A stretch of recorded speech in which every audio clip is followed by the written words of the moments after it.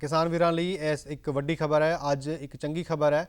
MSP ਜਿਹੜੀ ਹੈ ਸੌਣੀ ਦੀਆਂ ਫਸਲਾਂ ਦੀ ਉਹ ਵਧਾਈ ਗਈ ਹੈ। ਕੇਂਦਰ ਨੇ 2021-22 ਦੇ ਲਈ ਸੌਣੀ ਦੀਆਂ ਫਸਲਾਂ ਦੀ ਐਮਐਸਪੀ ਤੈਅ ਕੀਤੀ ਹੈ। ਇਸ ਦੇ ਤਹਿਤ ਝੋਨੇ ਦੀ ਐਮਐਸਪੀ 1868 ਰੁਪਏ ਪ੍ਰਤੀ ਕੁਇੰਟਲ ਤੋਂ ਵਧਾ ਕੇ ਹੁਣ 1940 ਰੁਪਏ ਕਰ ਦਿੱਤੀ ਗਈ ਹੈ। ਇਸੇ ਤਰ੍ਹਾਂ ਬਾਜਰੇ ਦੀ ਐਮਐਸਪੀ ਵੀ 2150 ਰੁਪਏ ਤੋਂ ਵਧਾ ਕੇ 2250 ਰੁਪਏ 100 ਰੁਪਏ ਵਿੱਚ ਵਧਾਏ ਗਏ ਨੇ ਕਰ ਦਿੱਤੀ ਗਈ ਹੈ। ਤੇ ਯੂਰੀਆ ਦੇ ਵਧੇ ਭਾਅ ਦੇ ਉੱਤੇ ਨਰਿੰਦਰ ਤੋਮਰ ਨੇ ਕਿਹਾ ਹੈ ਕਿ ਅਸੀਂ ਸਬਸਿਡੀ ਵਧਾ ਕੇ ਕਿਸਾਨਾਂ ਲਈ ਇਸ ਦਾ ਭਾਅ ਵਧਣ ਨਹੀਂ ਦਿੱਤਾ। ਉਹਨਾਂ ਕਿਹਾ ਕਿ ਅੰਤਰਰਾਸ਼ਟਰੀ ਬਾਜ਼ਾਰ ਦੇ ਵਿੱਚ ਯੂਰੀਆ ਦੀ ਕੀਮਤ ਵਧੀ ਸੀ, ਪਰ ਅਸੀਂ ਆਪਣੇ ਉੱਪਰ ਉਸ ਬੋਝ ਨੂੰ ਲੈ ਲਿਆ ਤੇ ਕਿਸਾਨਾਂ ਲਈ ਜੋ ਪਹਿਲਾਂ 1200 ਰੁਪਏ ਦੀ ਬੋਰੀ ਮਿਲਦੀ ਸੀ ਉਹ ਹੁਣ ਵੀ 1200 ਦੀ ਉਸੇ ਤਰ੍ਹਾਂ ਮਿਲ ਰਹੀ ਹੈ। ਤੇ ਐਮਐਸਪੀ ਜਿਹੜੀ ਹੈ ਸੌਣੀ ਦੀਆਂ ਫਸਲਾਂ ਤੇ ਵਧਾਈ ਗਈ ਹੈ।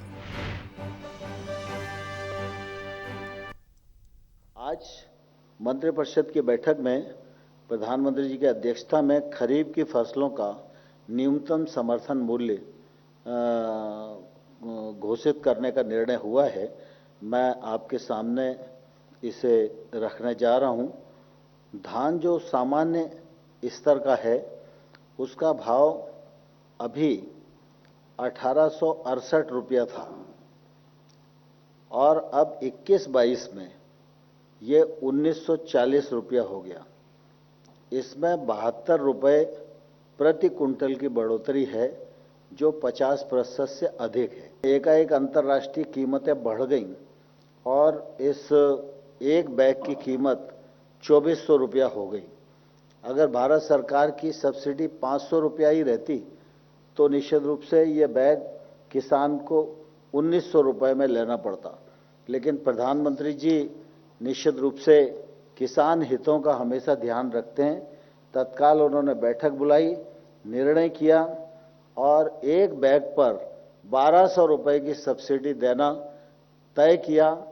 परिणाम स्वरूप अब किसान को सिर्फ 1200 रुपये में ये बैग मिलेगा और इस पर जो अतिरिक्त सब्सिडी भारत सरकार को बैन करना पड़ेगी वो लगभग 15,000 करोड़ रुपया इस सीजन के लिए है।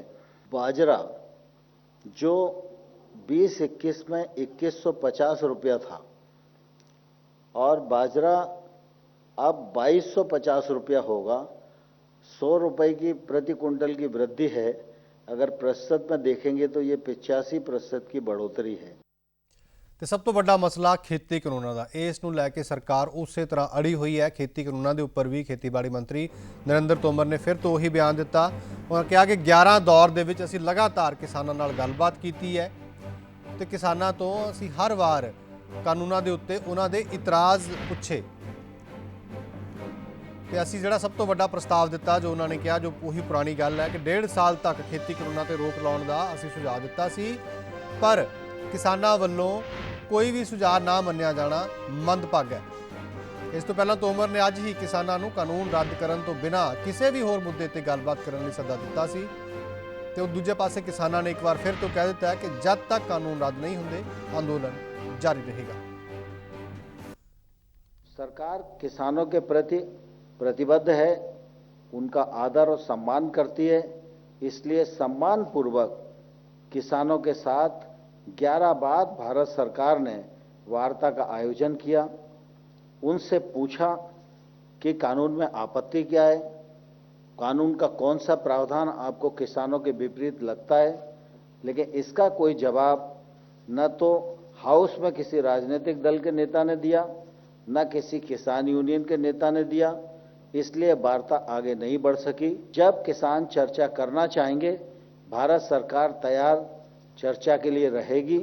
लेकिन हमने बार बार कहा है कि प्रावधान में आपत्ति है, वो आपत्ति तर्क के साथ आप बताइए, हम ससम्मान सुनेंगे भी और उसका निराकरण भी करेंगे।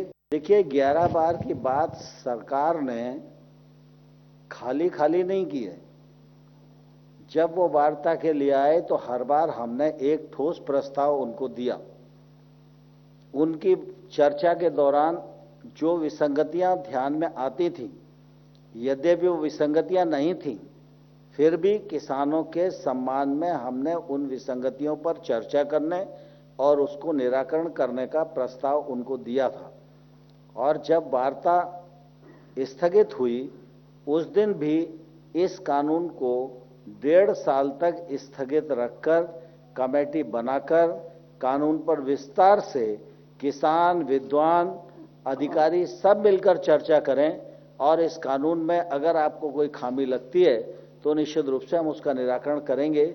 मैं समझता हूं ये अपने आप में बड़ा प्रस्ताव था, उसके बावजूद भी अगर उन्होंने प्रस्ताव नहीं माना तो यह दुर्भाग्यपूर्ण है।